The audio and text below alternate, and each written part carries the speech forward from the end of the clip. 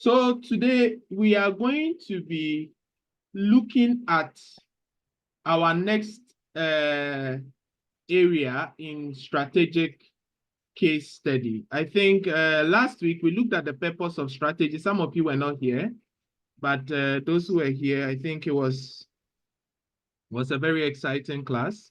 Today we are going to the next area in SCS. So we are going to look at the outline. Have I shared the outline with you? Have I shared the syllabus outline with you? Hello? Have I shared the outline? No, please. No, please, bro. Yeah, this document, have I shared it with you? No, please. Please, no. Really? I thought I did, though. I thought I did. Sorry, let You me. went through with us, but if not. Okay, please make sure to keep it confidential for me, okay? And also okay. Print it and attach it to your notebook, okay? I've sent it. So I think last week, just as a recap, okay? Just as a recap, this is what we did last week. We looked at what strategy was, right? So last week, we looked at what strategy was. Then we went to look at the importance of strategic management. Not so. We looked at the levels of strategy and the levels of planning. We learned that there are 3 levels of strategy, right? And what are the 3 levels of strategy? What are the 3 levels of strategy? Corporate, business, and then the functional. Functional. Okay. Corporate, business, and then what? Functional strategies, right? Okay. We learned it. Now, what are the 3 levels of planning? What are the 3 levels of planning? Strategic, tactical, and then tactical, operational. Okay. And then we went to look at the elements of strategic management. And what are the elements of strategic management?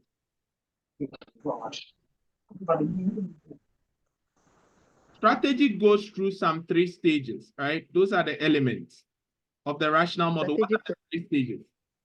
Strategic position, not so, which involves your what? Doing a SWOT analysis, not so. Environmental analysis, internal analysis to come up with a SWOT, not so. Then you move to what? Choices, where you have a lot of strategic options and you choose from them, right? So this is where you generate strategies and evaluate them. Then finally, we have implementation or strategy in action. Is that also? And strategy in action is where you actually what? Do actions or put people to work. Is that all we learned? So we learned all these elements and what goes into them. Then when we finished, you remember that we came to look at some approaches to what?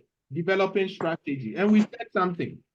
What did we say? We said some of them are more formal in nature and some of them are quite informal in nature. Do you remember? So what is the difference between the rational model, the logical incremental model, and the freewheeling opportunism model? What's the difference between? Just as a recap, we always have to do active recall before we start our next lesson. Yes, any idea? Any idea? Any idea?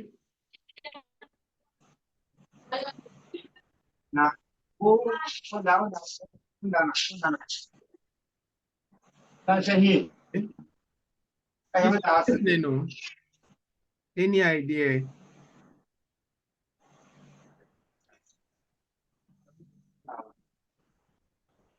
Yes. Hey, you have forgotten. Okay, let me ask, what is the rational model?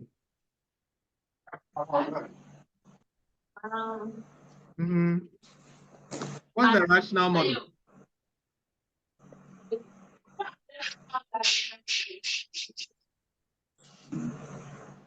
Nobody's talking. No.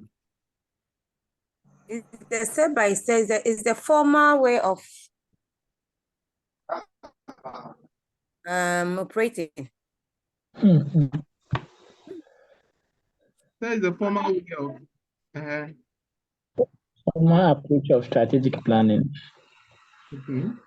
And we learned that the rational model, it is documented a formal way, right? A way that is set up Are you getting it? For you to do your things. Okay, so this is the proper plan, right? But with logical incremental model, we do not just set up a proper plan. We look at our previous policies and then we upgrade upon them, right? That's why it's logical incremental model. We grow it bit by bit, right? So if last year we did this, not so, this year, how can we, based on this experience, to what?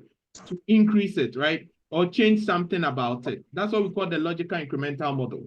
Then freewheeling opportunism is where there's no planning, right? Or little to no planning.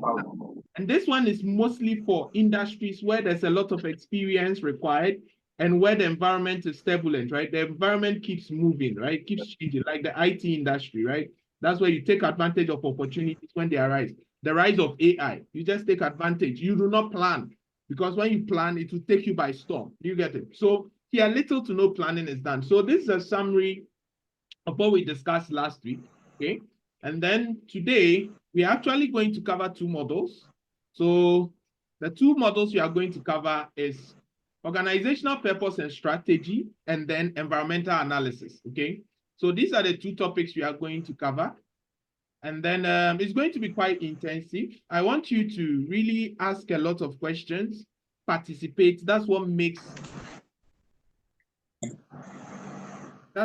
case study fun. Do you get it?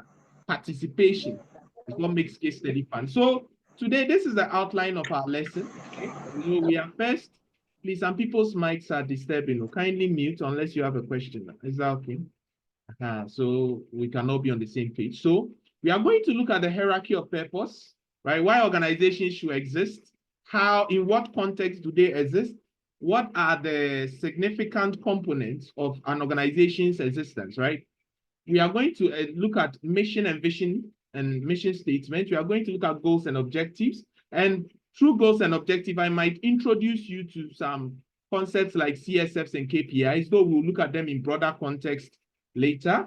Then we are going to finalize this session with stakeholders and organizational purpose. And here we'll focus more on stakeholder models, right? And then we'll take some cases, maybe one or two cases. Are you getting it? For you to really understand how to deal with stakeholders. I hope that is fair and fine. I hope that is fair and fine. Okay, so once that is cleared out of the way, we are going to move to environmental analysis. So we are going to discuss the nature and purpose of environmental analysis or environmental scanning, learn how to conduct what? Environmental analysis using specific strategic models. And then that means we are going to look at PESTEL. I'll teach you how to apply PESTEL in the context of environmental analysis, PESTEL in the context of change management, and PESTEL in the context of risk management, right? Then we'll look at how to use the PORTES diamond to do international appraisal, right? Or international environmental analysis, or assessing the global environment for profit attractiveness. Okay, this is what we are going to do. And then market and competition analysis may shift to next week if we do not finish this one, right? Because with PESTEL, we are going to solve at least one question. And that same one question, we are going to use it to apply maybe the 5 forces, because PESTEL mostly goes with 5 forces. These models are not difficult, but how to apply them is what is difficult. Do you understand? That is how it's supposed to be. I hope it's clear. So sometimes the problem is that a lot of people find difficulty when it comes to applying models because they don't know where to start, especially when the question is given, right?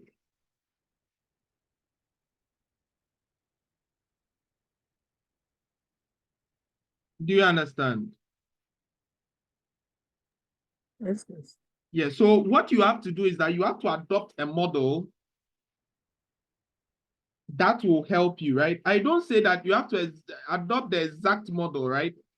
But what you can do is that you can look at questions, try to adopt what ICA adopts, right? Add what I teach you, also learn some 1 or 2 techniques and add it.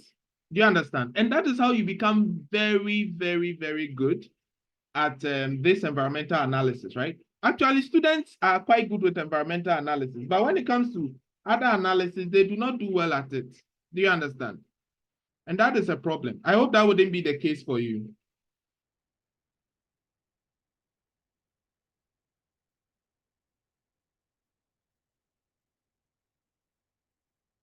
Are we okay?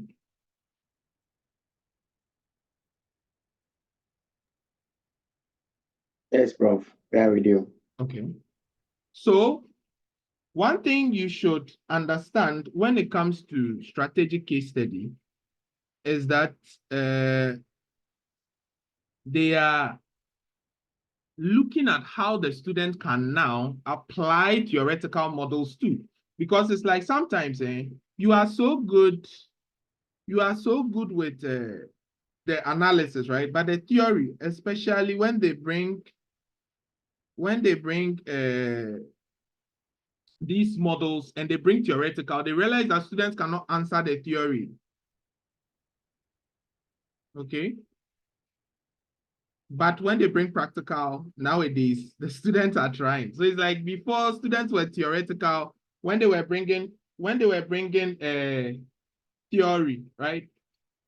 When they were bringing practical, they were good. Now that they are bringing theory, the students have ignored the theory and then they are looking at the practical. So which is which?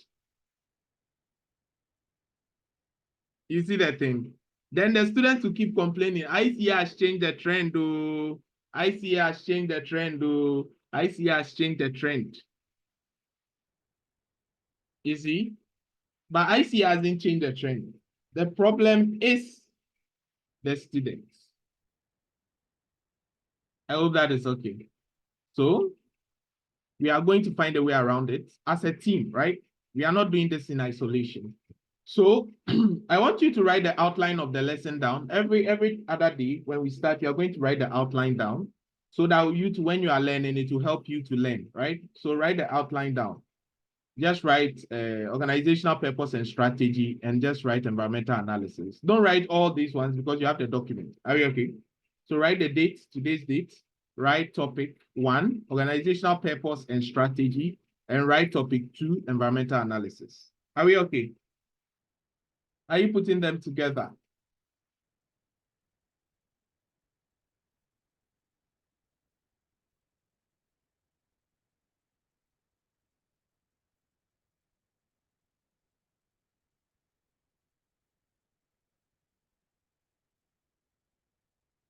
Do you understand?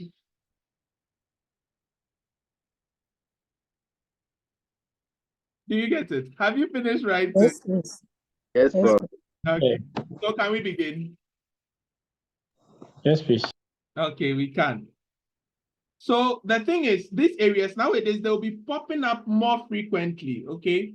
They are going to be popping up more frequently. So make sure that you have a copy of the ICA syllabus because this is the very last time they are going to be examining this syllabus, okay? And then you make sure that this night, you tell yourself, case study, bye-bye. What did I say?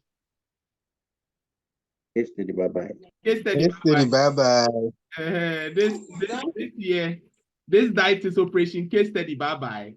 Case study, you are going away. You are not coming back again. Case study, bye-bye. You get it? That's operation case study, bye-bye. That's the new operation. Are we okay? So what we are going to do now is that we are going to first start with organization, hierarchy, and purpose, right? So write this down. I only want you to write this one down, right? I'll teach you a simple trick. I'll teach you a simple trick that can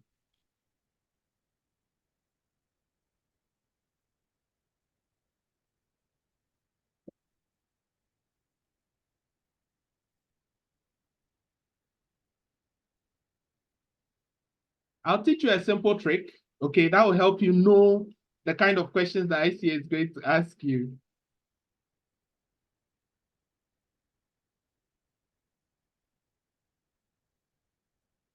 Okay, so ICA has a particular way they examine questions, and most of the time we use the section overview.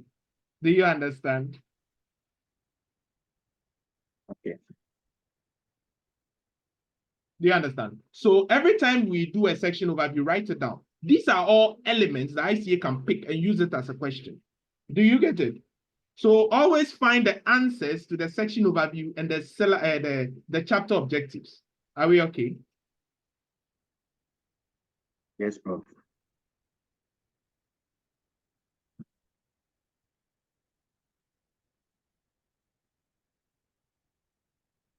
So are you done? Once you are done, you prompt me, then we move.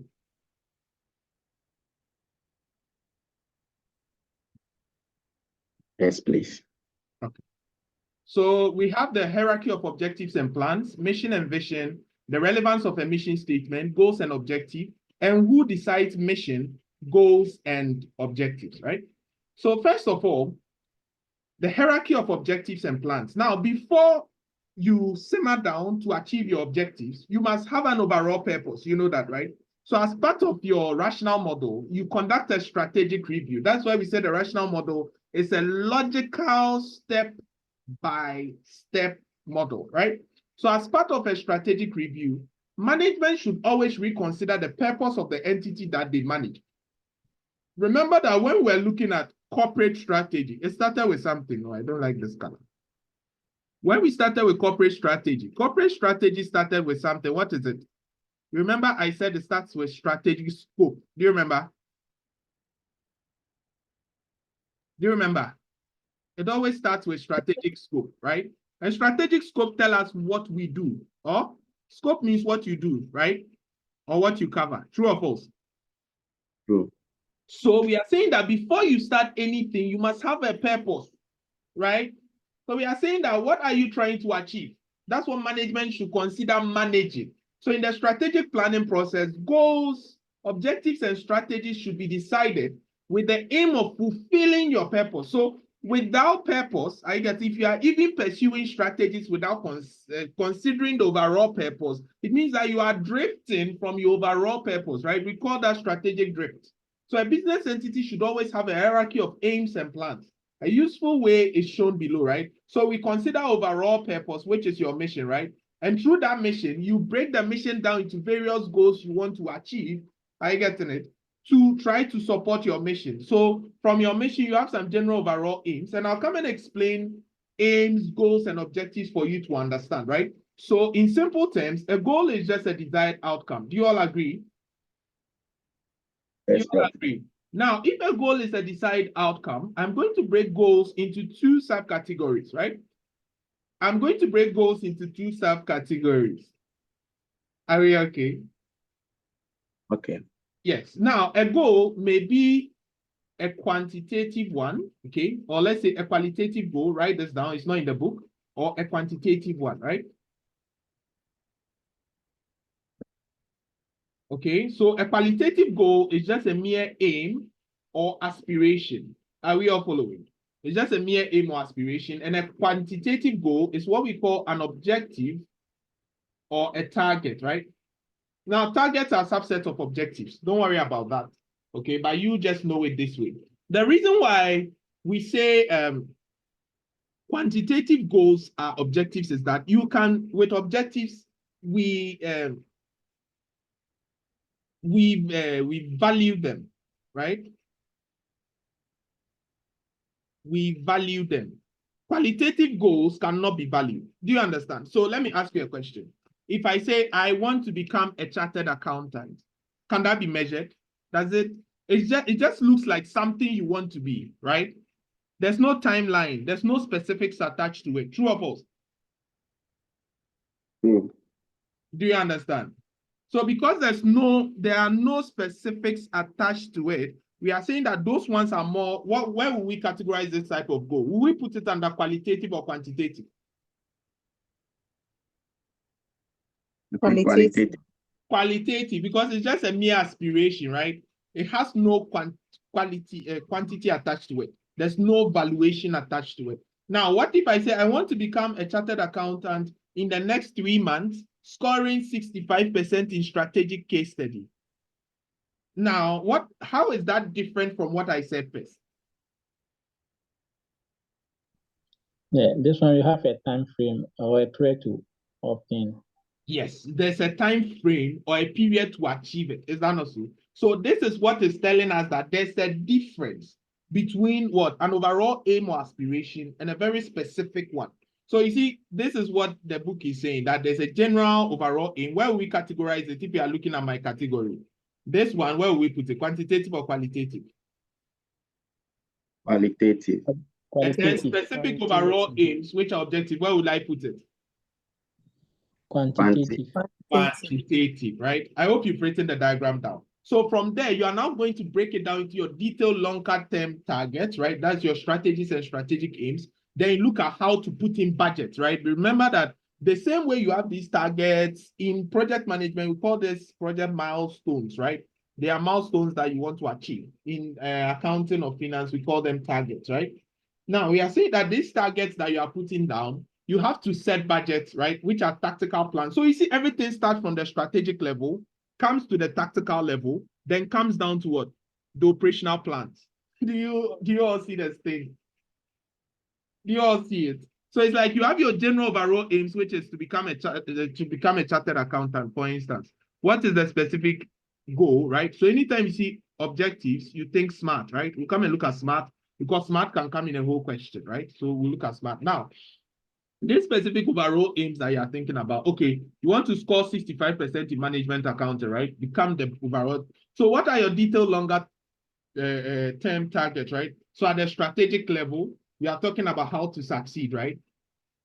So what will you consider? Okay, maybe attend class, okay, or book class, attend class. Then you come to the implementation target. When do I attend class? Where do I choose a steady timetable, right? You get the idea. So these ones are all how to compete, how to succeed, right? Those are your tactical plans and aims. And the operational plans are the day-to-day ones that, okay, I'll draw a personal timetable. Do you understand? And this is where you actually do it. So here you do it. I get it. That's why you say action plans and targets. What do I study at what time? I get it. So it says that anytime you're considering hierarchy of purpose, it always ends with you taking action. Without action, you can't succeed. Does that make sense? Yes, please. Very simple, right? This is not even something that we had to learn, but I think it helped, right? So without that, remember that everybody has a future picture of himself. True or false? True. The future picture of yourself is what we call what? Your vision, right? You want to become a chartered accountant. This is the future state of yourself. But this future state, until it is documented, it doesn't make sense, does it? No, it doesn't. Yes, it's just a mere dream, right? Until it is documented. So when this vision is documented, it becomes a mission. So in simple terms, a mission is a documented what? Vision. Vision. That's all. I hope that makes sense. So we are saying that, yeah, a mission is the purpose of the organization and the reason for its existence. Many entities give a formal expression to their mission in the mission statement. A mission describes your basic function in society in terms of your products and services you produce for your customers. This was propounded by Henry Mintzberg. And Henry Mintzberg is a management theorist. And he is saying that, okay, so when we consider your basic function in society, in terms of your products and services you produce for your customers, that is your mission, okay? It defines your present state, where you are now, and your purpose, right? Do you understand? So when we say mission, why do you exist? That is your mission. And I told you that until your vision is what documented, it is not a mission. Do you understand? Okay. Now, a mission statement should be clear and short statement. It should be concise. Now, Peter Drucker suggested that it should answer the following fundamental questions. 1, what is your business? What do you do? How do you create value to your customer? What will your business be? And how should your business be? Are we okay? So your mission statement tells you what your business is, at least how do you provide value to the customer, what your business is, and what your business should be or should be considered as. So some entities include a statement about the role of their employees in their mission statement, or include a statement on the ethics of the entity. It doesn't mean it's every organization, but some, when you look at their mission statement, you see that they include a statement about the ethics, some about the employees, about how they are going to, sometimes about their philosophy, about their people. It depends, right? But every mission statement, according to Charles Handy, should have 4 major components to say it's a successful mission statement. And anytime you are asked to talk about mission, you have to try to provide this these answers to it, right? So most of the time, this is how these things do work. Are we okay? So let's look at some few examples of mission statements. Okay, so we've seen one for not-for-profit entities. And not-for-profit entities, because they are not profit-making, you are not going to see something related to what? Customers, but you are mostly going to see something related to what? Ethics or their staff or something.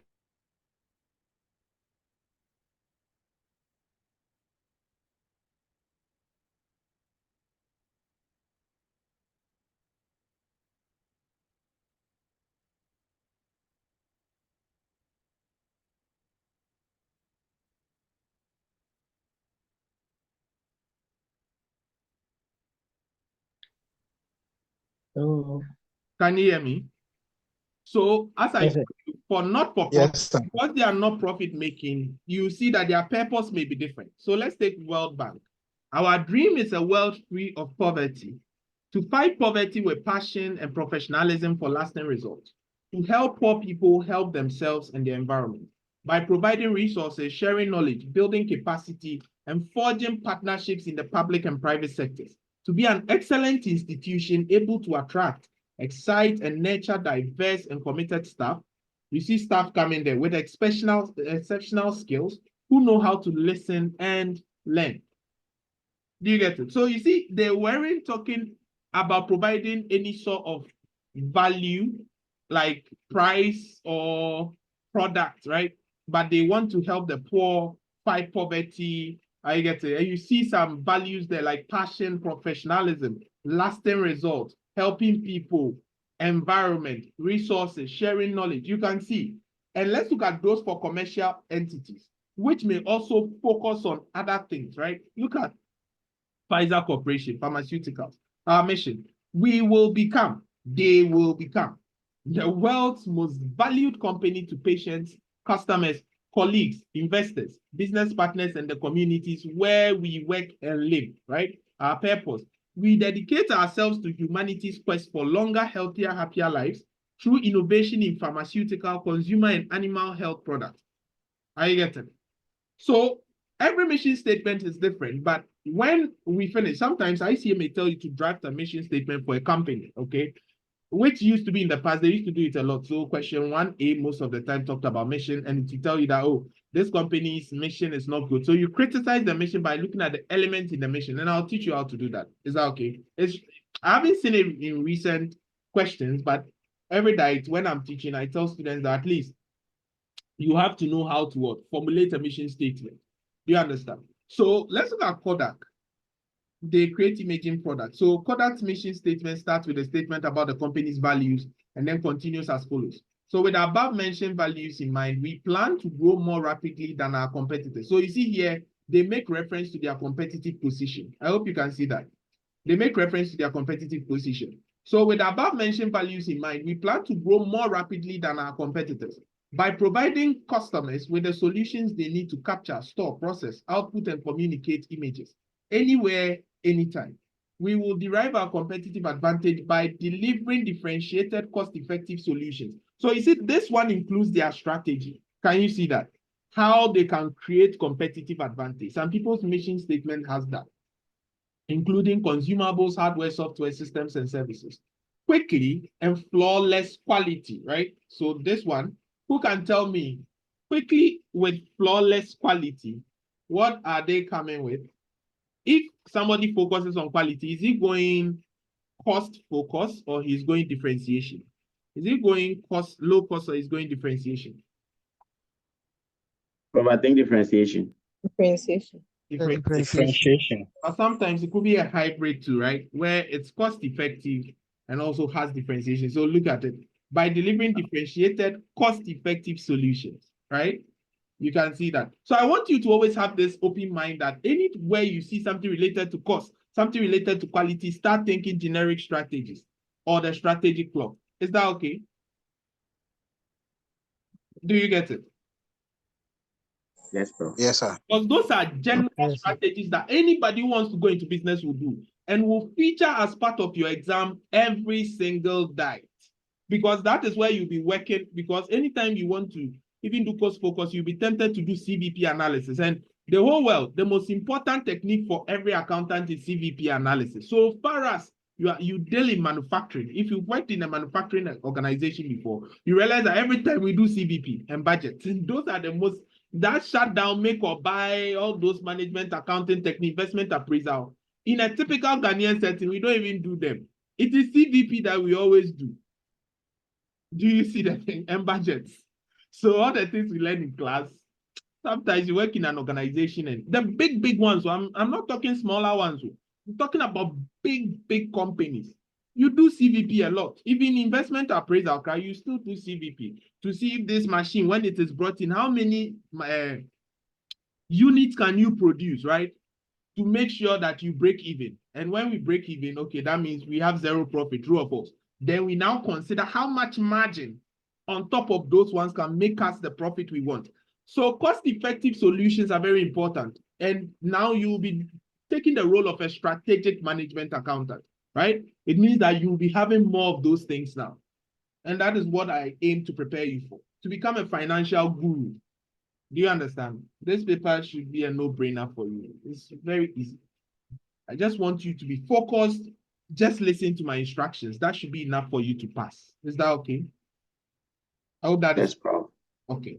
So all this is thanks to energetic, result-oriented employees with the world-class talent and skills necessary to sustain Kodak as the world leader in imaging. So you see, every mission statement is completely different, right?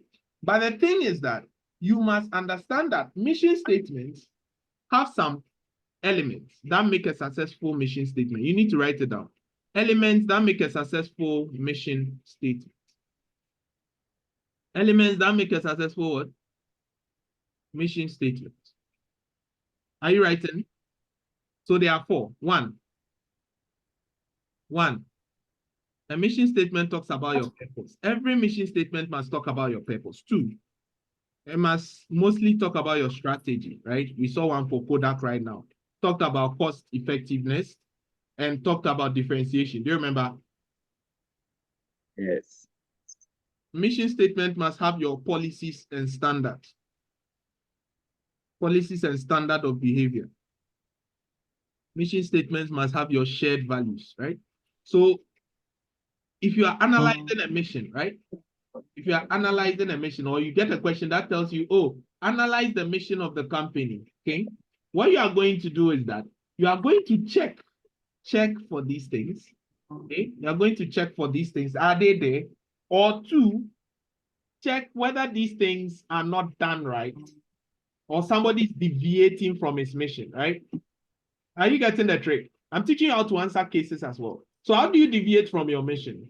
Now, assuming this guy said he will be doing cost-effective solutions that are differentiated, right? But then you go and check somewhere in the case and they are telling you that this guy has a high-priced imaging product or imaging services. Now, my question is, have they gone or have they pursued their mission or they are doing something else? They are doing something else. They are doing something else. And this is where you criticize in a case, right? So always when it comes to strategic case study, when it comes to mission, I told you, always there are 3 questions in case study. I told you, who can remember the 3 types of questions that you can always get in a case study? Professor, we have answer in the scenario type of question, right? So the answer may be in the scenario. So like this one, like this, the answer is in the scenario. So you go and check the mission they have given you and check whether these things are done well. 2, what do you think type of question, right? With what do you think type of question, it means somebody has done something, they're asking you for your opinion. So this one, the question, the person might not have a mission statement at all, and they'll tell you to draft an appropriate mission, right? Draft an appropriate one. It means that what do you think? What are you suggesting that we'll pick? Or mission statement can come as theory. Okay, so for instance, November 2020 came flat, importance of mission statement. So you see, every time I teach you, I give you previous experiences and sometimes even talk about the examiner's comment. Yes, because it's important. That's how you learn. Do you understand? So we are saying that, okay, with all these things that you think, mission statement alone or mission and vision and objectives can be examined in these same scenarios, right? Where they provided you what somebody was already doing, but it's not the right thing. So you assess these things to see whether they are in check. or they will ask you to suggest yours, recommend yours, right? That's what do you think? In theory, and mostly mission vision, this is the highest area. This is the most examined area, right? Especially importance or usefulness or criticisms. Are you getting it? Of a mission statement. I hope that is okay. Yes, please. Okay. So have you written them down? Yeah, but please, the last point, is it shared values Yeah, shared values. for the Yeah, shared values. So I said something that mission statement, when they're examining it, it can come as where you analyze the mission. And I told you when you analyze the mission, you just have to check whether these things are in check. Is that not what we said? Or Yes. where somebody is deviating from his original mission, right? You can check and comment, criticize that, oh, you think the company is not pursuing what it initially planned to way. And you know that can change the overall purpose of the organization. You are telling me that, oh, you are cost effective or you are producing at low cost. All of a sudden, then I see you are high priced and no communication, no plan, no change in plan. They've not said anything. That means they're not doing the right thing, right? You cannot just switch. Okay, we are using the rational model. Rational model, we do not just switch. So immediately we have switched now.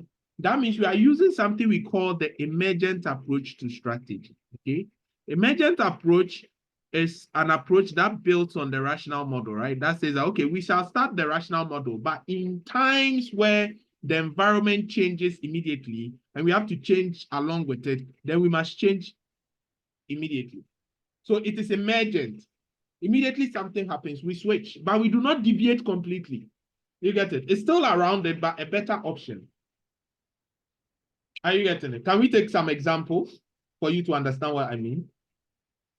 Or we should proceed? Yes, please. Let's take an example. Okay. Let me see if I can find what I'm looking for. Have you finished writing? Can I clear the screen? Yes, please. Clear the screen. Okay, let's take a proper question and let me show you. You see the different approaches to strategy also count here.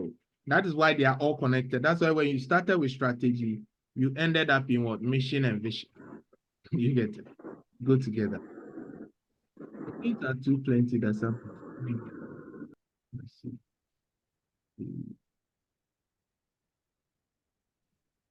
Pray that I find it. I think that's the only thing I have.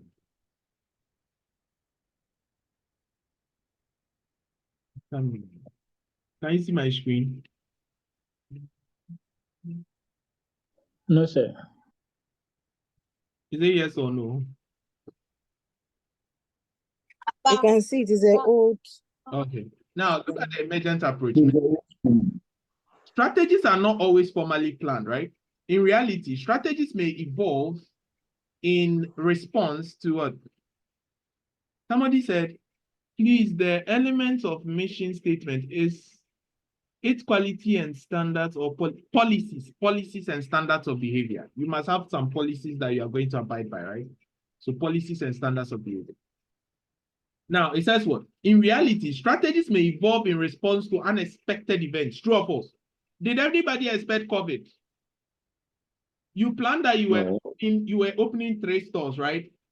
Right? And you are going to serve customers. Then COVID happened. There was lockdown. Immediately, don't you have to switch to online?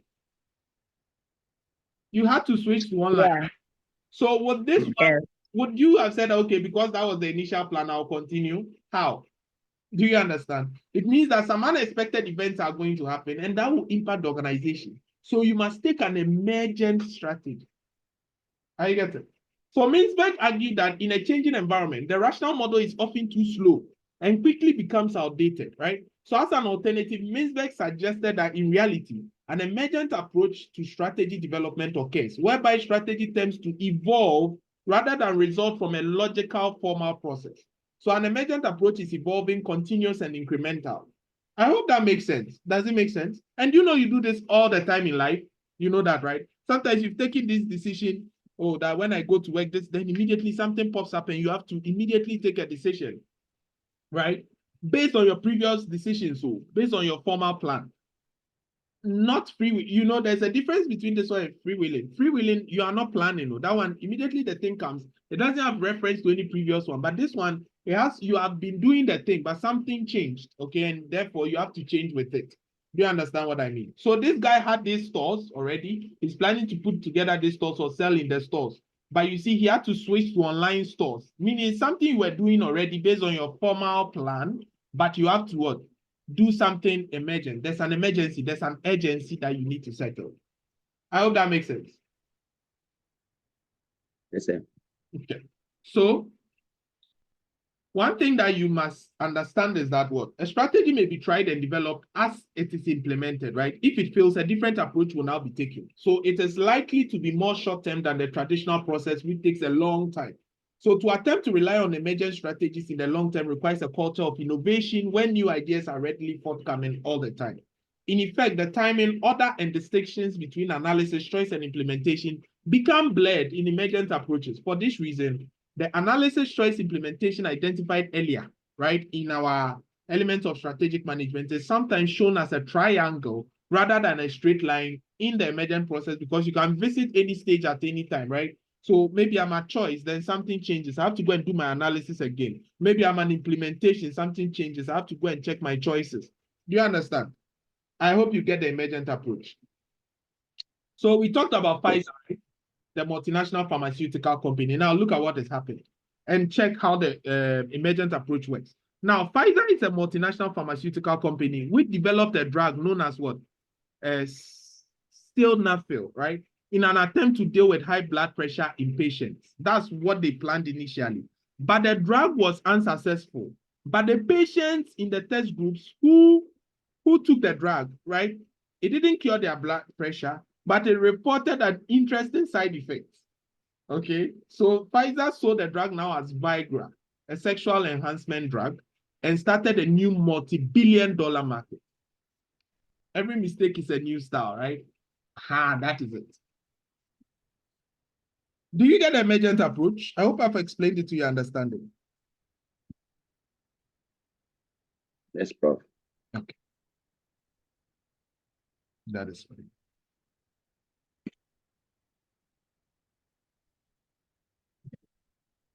Do you understand? So, with that being, do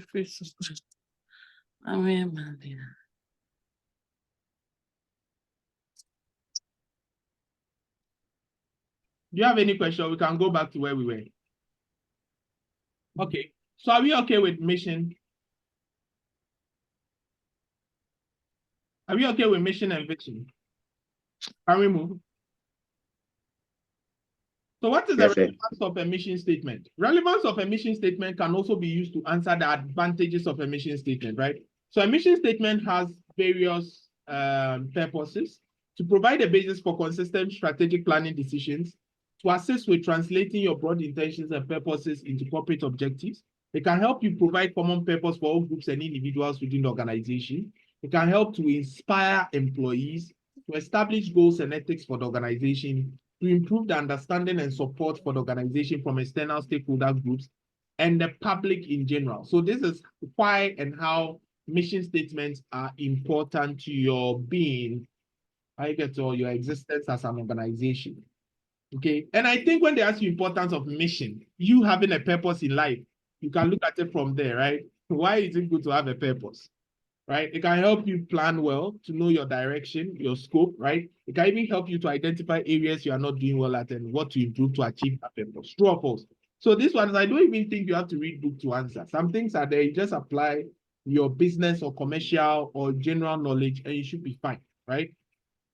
I hope that is okay.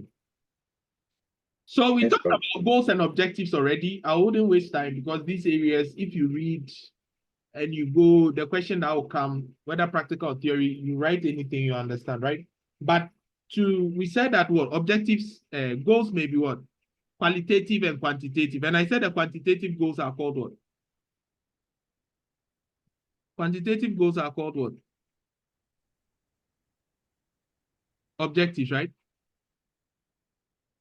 Quantitative goals are called objectives. And I tell you Before we can say any objective is a good one, it must meet the acronym what? SMART, right? It doesn't mean SMART is the only one. Objectives must also be flexible, right? So they are other, it must be progressive, or objectives must be productive. They are all there, but these are the ones that make the objective better, right? Or what word should I use? Like something you can achieve, right? So every objective must be SMART. Okay, one, it should be specific or clearly stated. It shouldn't be vague. It shouldn't be ambiguous, right? It should be specific to what you want to achieve. Become a chartered accountant in the next 3 months, achieving this or scoring this or doing that, right? That is specific. Are we okay? Then we have measurability. Scoring 65% in strategic case study. There's some sort of measure attached to that objective, right? It should be agreed or achievable, right? We are saying that, yes, what you are trying to do must be agreed or it must be achievable. It must be attainable. It is something that you can actually achieve. Do you get it? It's not something that is big. Can somebody get 65% in strategic case study? Yes. Yes. I get it. Making it achievable. And it should be realistic, right? In the sense that it shouldn't be something out of this world. Do you understand? And it should be time bound. A time must be set to achieve it. In the next 3 months, in the next 4 months, there should be a time frame within which that objective can be achieved. Is that okay? So I hope when you see an objective in any case, you can assess it for smartness. Can you? Yes, please. Okay, that is fine. Yes, When you hear, sometimes the question can easily trick you and say, what is management by objective, MBO? Management by objective involve, are you getting it? Management by objectives means how can you use your objectives to make them so good that they can what? Achieve your goals, right? And that means you have to assess what? That means you have to talk about what? SMART. Are we okay? You have to talk about what? Our good friend what? Our good friend what? SMART. Right? So when you hear MBO, think. When you hear MBO, what do SMART. you think? You have to think smart. Are we okay? I hope you are learning something. So these are all exam tricks that I'm teaching you. It's not just, we are not just learning knowledge. We also have to learn how to what? Answer questions, right? That's why I'm always about question answering. Learning how to answer questions is very key to succeeding in your strategic case study paper. Okay, so it mostly starts with what? Clarifying your organizational goals, okay, defining what your major areas of responsibility are, but it ends with what? SMART. Are we okay? Yes, bro. Okay. So why should we set objectives in an organization? You can remember prime. What did I say? You can remember what? Right. Prime. Okay. Setting Oh, up. but please, Yes, boss. but before that, I'm getting confused with the agreed and the realistic. The agreed, he said it could also be achievable. Achievable, yes. And realistic should also be one that can be attainable. So I don't know. So It's realistic conflicting. is that it should conform with reality. Conform. And- Oh, okay. Do you get it? So see, I want to achieve, I want to maybe get 100% in strategic case study. Okay, 100% in strategic case study. This is not realistic. You know why it is not realistic? They can never give you 100%, no matter how you try. Me, business management and information systems, I knew I could get 100, but they gave me 99 because it's a theory paper. So far something is theory, use your opinion. They gave me 99%. They never gave me 100. Do you get it? So this one is not realistic. You can see it is not realistic. But let's look at achievable. Yes, though something can be achievable, something, there may be some constraints which will not make it realistic. Something may not be realistic, but somebody can achieve it. We never knew cars could fly.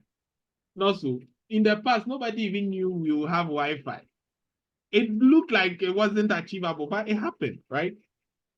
So yes, though there's some sort of linkage between something being realistic, once it's realistic, that means it could be achieved. But you know something can be real and not be achievable. It depends on the person pursuing it, right? Julius, what do you think? Of course. Yes. So it is like that. So it depends on the person who is pursuing it. Okay, so anytime they ask you why you set objectives, I said, remember what? Prime. Okay. Why do you set objectives? Remember what? Prime. Objectives help you in planning. Objectives help individuals to be assigned responsibility. Objectives help you to what? Integrate, right? Meaning though it creates goal congruence, right? They can integrate purposes amongst different or help in coordination among different organizational departments. It can bring motivation because it can help in certain targets, especially when success is linked to promotion or bonuses. It may increase motivation, right? And it can lead to what? Evaluation of performance or help you to evaluate performance of your strategic business managers, right? So if they ask you for role of objective, you can use the same thing, which I've still summarized here, right? You can still see, defines what plan was involved, defines responsibilities, integrates the effort and actions, right? Motivate managers, powerful tool for evaluation. Is it not the same thing you can see here? Yes, please. Yeah, so remember what? Prime. Prime. Keep setting, you remember what? Prime. Are we okay? So now let me go up and let me ask you. When we say prime, what does it mean? Objective setting. What is prime? What is prime? So you explain. Purpose of objective setting. You said prime starts with planning. What does it mean? I'm listening now. What does it mean?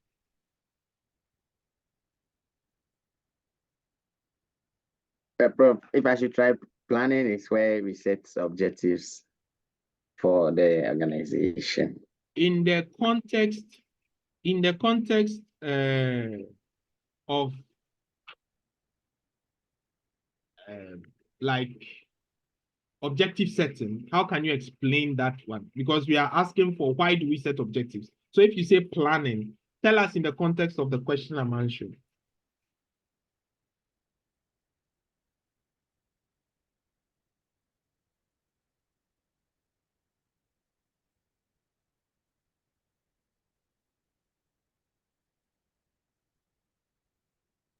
So you plan towards the objective that you have set so that you work towards achieving that objective. So objectives help us to plan. That is it. Okay, we've seen P. So we are looking for prime, right? So P is planning. R is what? R is responsibility.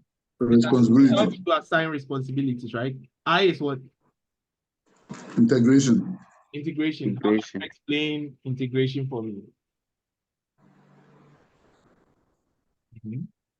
How can objectives lead to integration in an organization?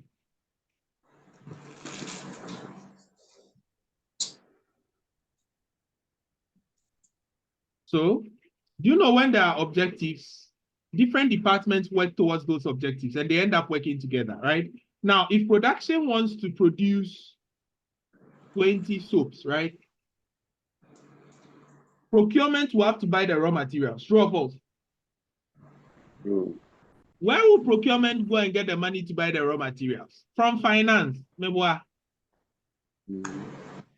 will also have to employ these people. Not so.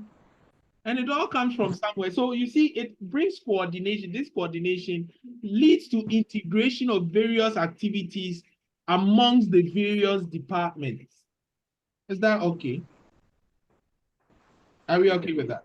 Okay, and it can lead to motivation of managers because with the achievement of objectives, sometimes some bonuses and some other things are attached, right? So that is it. Then we have what? Evaluation of performance. Because you are supposed to achieve some objectives, we can evaluate your performance based on those objectives. I hope that is okay. Well understood? Yes. Yes, sir. So another. Yes, Prof. Yes, boss. Please, my line went off small. Okay.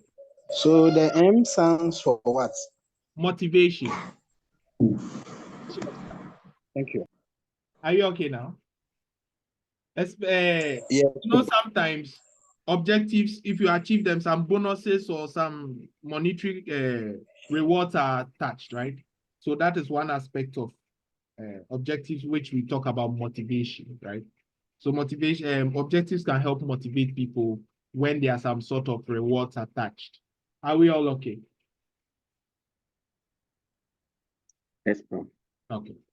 So another